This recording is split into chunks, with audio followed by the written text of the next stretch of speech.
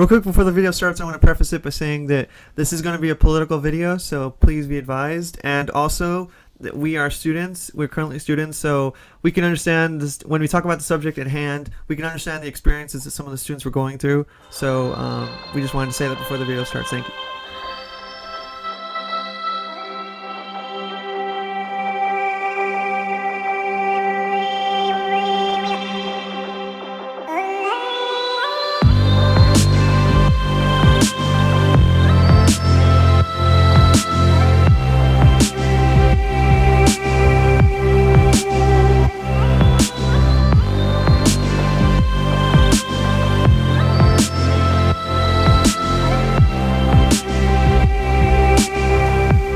There was the shooting in Parkland, and we wanted to touch on the subject a little bit and give our opinions about it. Mm-hmm.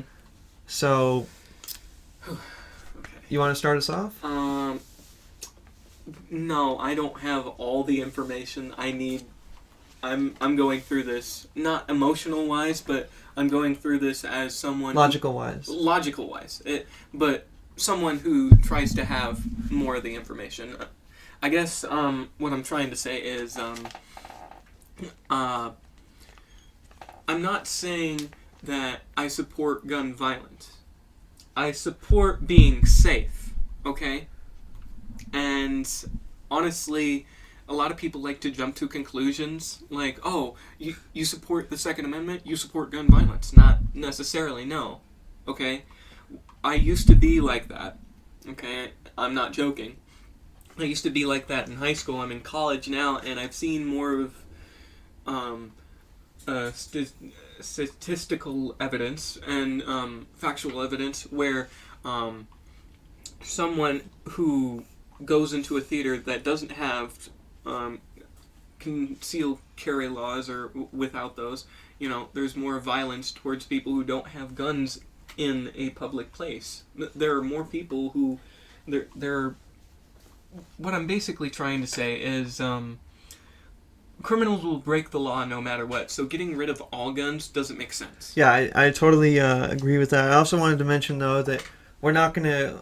we don't even know the name of the shooter that happened, but we don't even know his name, and if we do know his name, we're never going to say it because that is just ill. That's wrong to point it out because some of the recent shootings are caused because of that. They're copycat shooters. They want the publicity, just like and they get the publicity because of national news and because of all the news networks trying to get a click or trying to get views. It's very scary and kind of almost Orwellian in a sense that for example CNN. Yeah. They're very biased, and Fox News can be at times too. Right, and we saw CNN can be very biased, and also the over publicity or the over publications of the shooters and the victim, or the shooter and the victims, and especially this is where it gets into the point where some of the victims, in quotation marks there when I say that, were not even in the building that the shooting happened.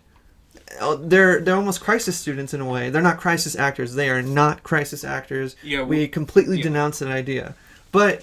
CNN is taking these students out of context because they weren't actually in the buildings, and from the information I've gathered is the students that were actually in the buildings don't want any news coverage of them, and that's understandable. Yeah, that's understandable because they went through a traumatic event. Oh, absolutely, and every time they hear a word or something or an action that's related to that, they will get immediate flashbacks of what happened. Yeah, it's like a post-traumatic stress disorder. In a way. Yeah, and we saw, but we see the girl and the guy. I know the guy's name is David Hogg that shows up on CNN, and he wants legislation passed, but he's basing that off of his emotions. He's not basing it off of logic. You have to, I think of it this way: a ship is going down, right? And you want a captain that is thinking with a rational mind. You don't want a captain that's freaking out. Okay, these people who think emotionally, they're freaking out and they're jumping to conclusions. That's what they're doing. I think absolutely that's true. And like I said, they're basing they want legislation done from the congressman, and they're saying that the NRA is responsible for the shooting because of the AR-15. Well, in fact, the NRA does not sell any firearms. They do not now. They hold conventions, but not global conventions, but conventions in the United States, all across the U.S. And they do not sell firearms themselves. Who sells firearms are the companies themselves. The companies are there because it's only by association that they're there. It's not because the NRA has said you're going to sell guns. That's your point. The people, at the end of the day, the gun companies are there for money, just like everybody else is. But it's not, they don't have any connection. The NRA does not have any connection other than by association with the gun companies. Yeah. The NRA is a lobby, is a government lobby, or a PAC or super PAC, however you want to mention. Kind of like a union, almost. Almost like a union, and they're for the Second Amendment. As much as people think that's opposite of, it's just about getting guns and about, it's about the Second Amendment, about protecting yourself, and about protecting and the Second Amendment goes into protecting yourself from a tyrannical figure, and that's the whole point of the founders writing that in there. It's not because this small militia. It's because of it's because of their fear of tyrannical beings, and that's why it's the Second Amendment right after the first. Mm-hmm. And that's how important they thought it was. Yeah, to be protected, and to be armed, to be safe. Okay. Exactly. Like, a lot of people like to say, in short, what protects us from guns is a good guy with guns. Yeah. And I agree with that. To expand more on that idea, there are people who are skillfully trained and have been in stressful situations and know what to do with guns in stressful situations. I don't agree that we should,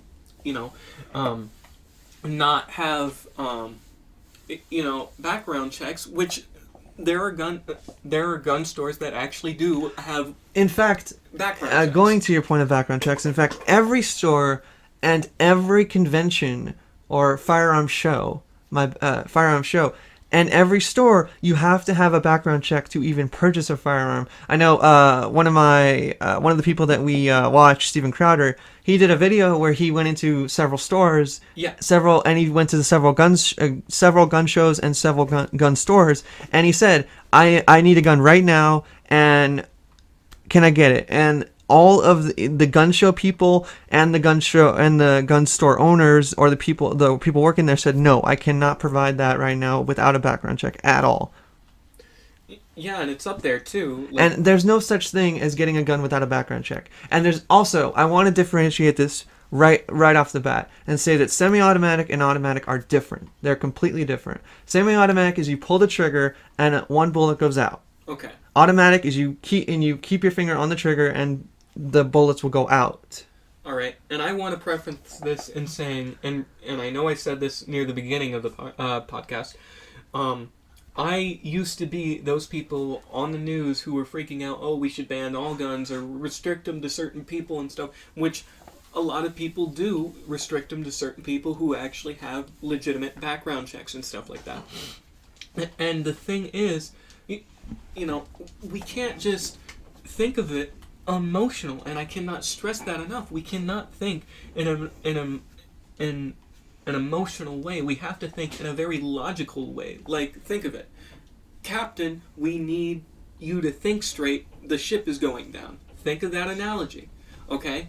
I know it might seem like a flimsy analogy, but if you really think about it, stop thinking so emotional. Yes, we're not condoning the shooter. We're not condoning what he did. Okay? What he did was immoral and wrong. But he probably purchased those guns illegally, and even if he did purchase them legally, okay, he probably didn't have, any blemish on his record. Yeah, and that was true. He had no felonies or no misdemeanors on his record that could cause a warning to the gun show or to the gun store people that he purchased it from. In fact, he was 16, he was 16, 17 in that area, and at the age of 16, you can buy an AR-15. Again, an AR-15 is not an automatic weapon. An AR-15 is a semi-automatic weapon, which again, you pull the trigger, one bullet comes out each pull of the trigger. Mm-hmm. Automatic, and the reason why I'm going over this over and over again is because I feel like in the media it's very they get those mixed up, and I think they almost do it on purpose. Well, yeah, because they're trying to think emotionally, and that's not. And they're trying to use fear as a way Fear-mongering. Exactly, as a way of controlling legislation.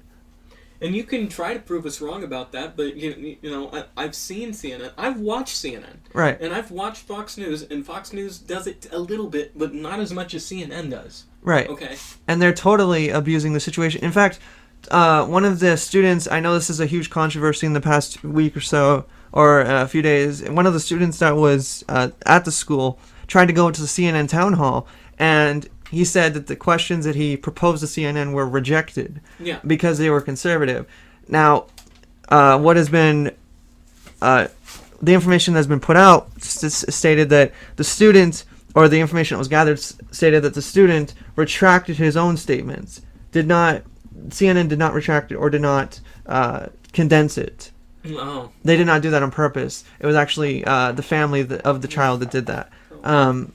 So, and the reason why I bring this up when you were talking about Fox News and CNN is because Tucker Carlson on Fox News denounced that this was actually, that CNN was biased, said that no, this was not CNN's fault. It was the family that decided to retract the questions of the modifications that were made to the questions, and decided to not have, and the guy decided not to participate in the town hall. Yeah.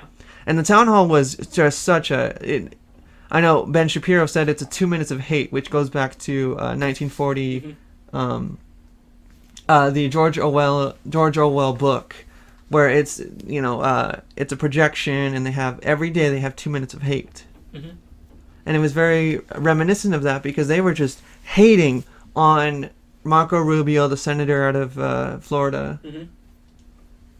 Yes, the senator out of Florida, and Dana Lash. Dana Lash is the one of the proponents, or not proponents, but she is one of the people that work with the NRA. She's closely in there, and she actually works heavily with the women's integration of the NRA. She's one of the biggest people of the women's side of the NRA, and she was just getting crapped on and just flushed down the toilet. And she wasn't able to say anything without the crowd just, from an emotional sense, just going boo, boo, boo, and just the children there just, oh my god. And the part that I hated the most was when the child compared Marco Rubio to the shooter.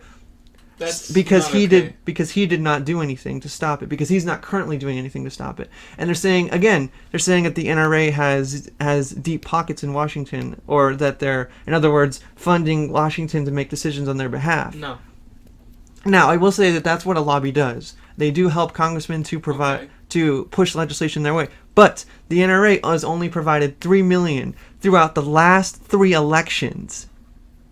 That's ridiculously low compared to other lobbies like Planned Parenthood, who has donated a lot more to Democratic congressmen. So there's no such thing as the NRA is controlling congressmen with money. Let me put this in perspective.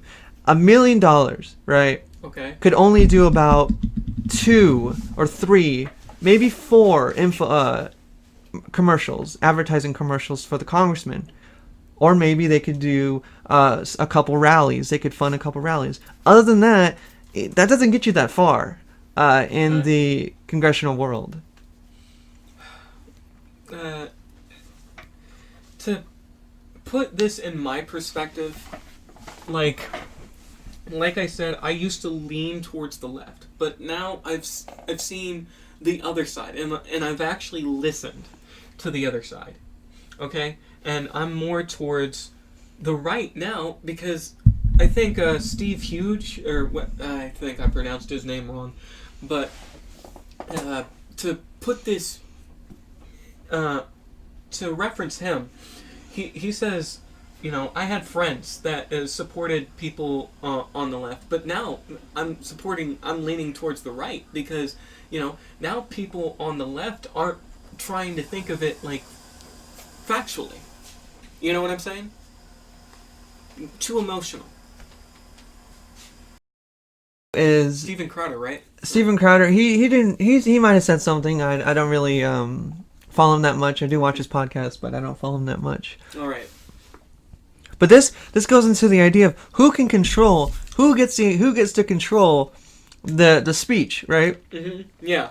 Because we can't trust people because their opinions change, their views change, right? Yeah, we can't really trust the government, no, honestly. But that's exactly where it's going to. Yeah, that's crazy. The people here that want to control the guns and want to control what we say are the same people that say, we go up to them and we ask, okay, who is going to do this? And they're clearly referencing the federal government. Which is scary. They want exactly, and it's turning back into a tyrannical being. Okay, it's turning back into, no offense, but England. Right, exactly. And it's like, this one guy said it, this one comedian, I can't remember his name at the moment, but I'll find it out later. He said, for people with, like, Planned Parenthood, if you get in trouble with the government, then everybody gets in trouble. It's not just you. Exactly. It's everybody suffers. Right, exactly. And, the majority can't... If we let the federal government really, take control, who... It really comes down to they're the ones that make the decisions, so they're going to control everything. Yeah. And the more federal government we have, the less control people have to make their own decisions. Yeah, and it's like, if you can't speak because, that's hate speech or that's wrong speak, quote unquote, then what do you speak about? Because it's going to get to the point where you can only say certain things that the government wants you to say. Not what these SJWs or modern day feminists want you to say, but what the government wants you to say. What's your gender pronoun? Yeah, that's exactly... No. Seriously, what's your gender pronoun? He, him, and his. No, I'm a guy. I'm a male. Male is my gender pronoun. Yeah. And see, that's the thing, is it's like, there shouldn't be gender pronouns. Nobody should get offended by saying, "Oh, you're a female," because you have long hair, right? You have you have boobs. Yes. You look like a female. If yes. You look like a female. You talk like a female. You dress like a female. You act like a female. And I call you a female, okay? And don't get offended by it. Now, I remember a friend of the family's was talking to me, and she was very in support of, LGBTQ community. AAIP. Yeah. And I'm in support with them to an extent, but when they police speech, when they say, "Oh, you're supposed to call me by them or her or whatever," you're supposed to call me this. You're supposed to. Yeah. That gets a little too Orwellian for me. Okay. And going back to this, the original point was that, if they want to control our guns. Yeah. And they want to control our speech. It's the same principle as they all want control of all these different aspects that make America what it is and so special. I mean, don't get me wrong. We've obviously advanced beyond what we originally had when our founding fathers created the Constitution and the Second Amendment and the First Amendment even. We advanced, scientifically. We advanced technological wise. Okay, I'm not trying to say that we haven't. Okay, and I totally see the point. Like, okay. This is something, like, I totally get the idea that you don't, like, certain people, if they're female, they're against, because their whole life they've had a bad father figure or a bad mother figure, so they're against male things, or they want to be, their whole life they were reinforced to do certain things that a male was doing. That doesn't necessarily mean that, I should become a male. That's fine. Yeah, okay. If you want to do male things, if you want to do masculine things, like, let's say, work out and become a CrossFit person, or if you want to work on cars and become a mechanic, or if you want to do construction, it doesn't matter. And it doesn't matter at all what you want to do. It's only yourself. Yeah. And really, all these people are like, I honestly feel like all these people, all these LGBTQ AAIP people, or the people that, SJWs, I honestly feel like the only reason why they're being the way they are is because of their self-confidence. Their self-confidence is in the drain. Low. It's in the drain. It's in the gutter. And that's the only reason why they are acting out. I have to go back on this a little bit. The person I was talking to, who shall remain nameless, okay, this person is a very good friend of the family's, and I still love and support her, but I am going to disagree on this with her. She said, well, the reason why they get so offended by people misgendering them, or not saying their correct pronouns or whatever, is because maybe their parents don't want to call them that. And it's like, okay, but I'm not their parent, okay? I'm nothing like their parent. If I see them looking like a girl, if I see them looking like a guy, if I see them acting like a guy, if I see them acting like a girl, I'm going to call them, I call them as I see them. And if they want me to call them by those pronouns, I have a choice whether or not to call them by their pronouns. A wise man once said, my freedom goes as far as my fist to the other man's face, okay?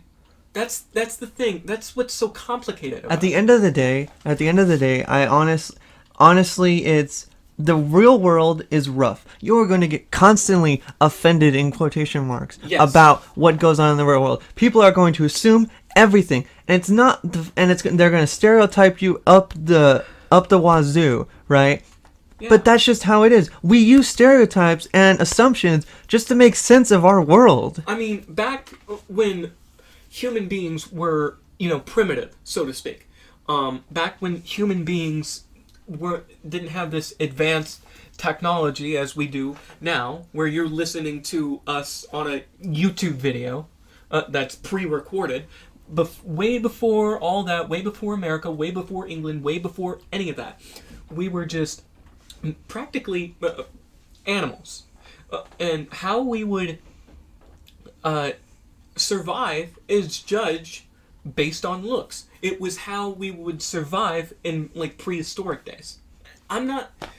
It's not a bad thing to base things on look. I mean, it is a bad thing to generalize and say all this certain group of people are evil, or these certain groups of people are nice, No, not all white people are racist. Not all black people are saints. And I'm not saying that there are no racist white people out there. There are. And in fact, in any race, in every race, right, there is an aspect of being different, because everybody, now you see, it's just the people in your family, right? It's just the people that are around you constantly, yeah, that feel like you should be a certain way. And sure, if you want to be different than them, go for it. If you want to be the same, go for it. But it's going to take discipline for you to be different than them. It's going to take extreme discipline to be different than them, the people around you.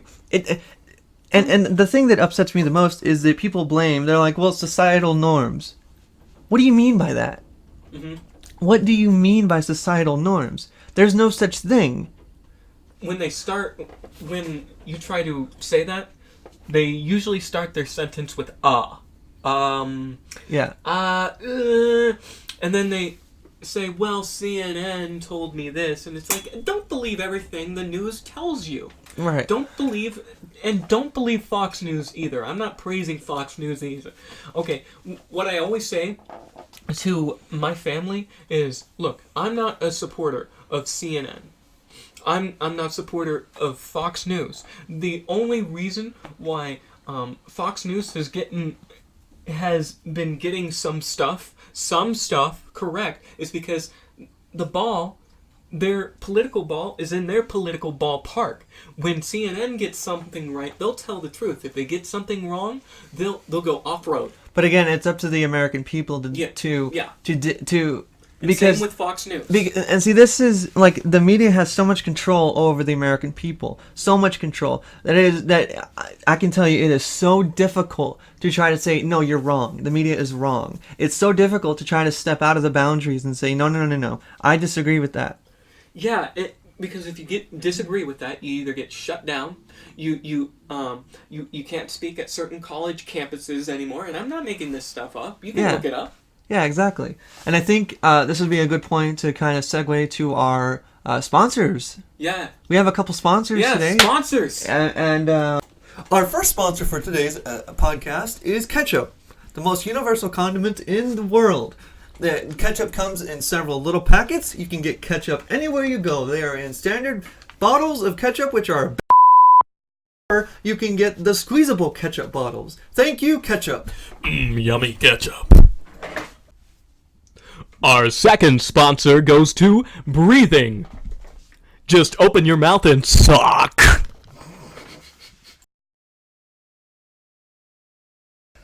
So we wanted to close out the podcast today with something positive, something that. So we thought of a good idea of doing some of our favorite songs. Yeah. So some of my favorite songs now are I like two songs in particular. I like one of the songs that was from Black Panther, the film. We'll talk about that later in a different podcast episode. Different podcast. We're not talking about that now. You just shut your mouth. Yeah, we're not talking about that now. But one of the songs in there I really, really liked. It was All the Stars by Kendrick Lamar featuring SZA. I think it's Sia is how you pronounce that.